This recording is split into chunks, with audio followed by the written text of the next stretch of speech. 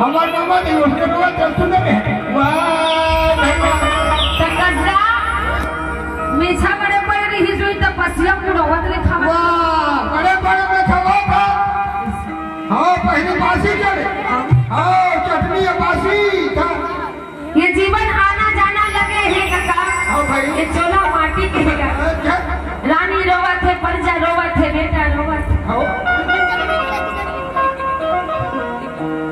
पाक ही वीर सुमना जो है दूसरे के बस में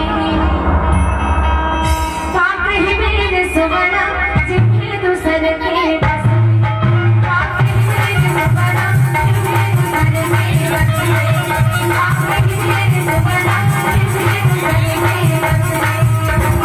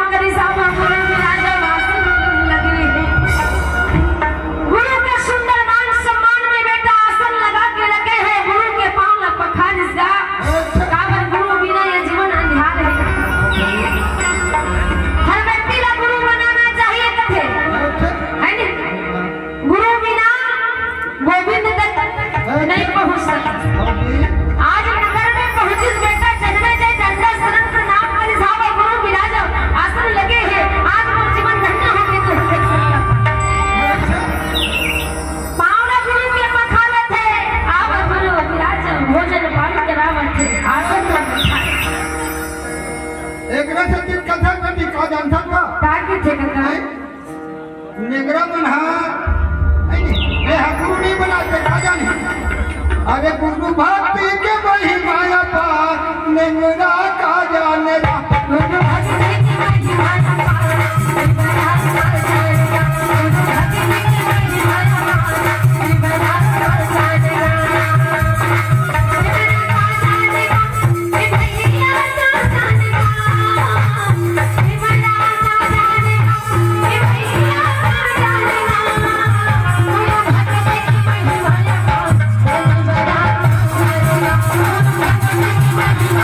Bye.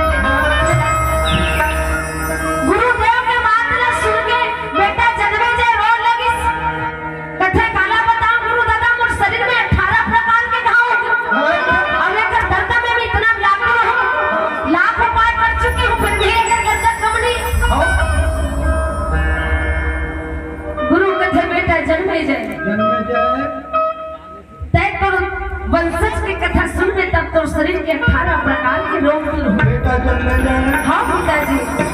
तो एक काम करके कौन सा काम है गुरुदादा?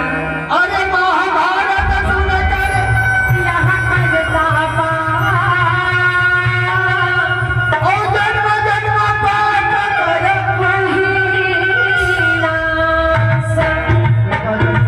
हाँ पिताजी। हाँ हाँ। खम की कथा न सुन बेटा। अच्छा जेकर से ना हाँ हाँ वो 18 प्रकार के रोग ऐसे ना हो। सुना देते गुरु दादा, मैं दोनों हाथ न जोड़ के तुर विनती करत हूँ और सच की कथा सुने पर तैयार हो। बेटा जब ले जाए हाँ पिताजी। मोर का रोग का सबने कहा है कि अच्छा एक काम कर बेटा। कौन सा काम है? अरे वो सब काम है वीर हमारा आगे कथा कहीं से तारा। हाँ पिताजी। वैसा कौन है ना हाँ हाँ वो मोदी से बेटा अच्छा आगे की कथा तो रोज सुनाएंगे। ठीक है गुरु दादा। और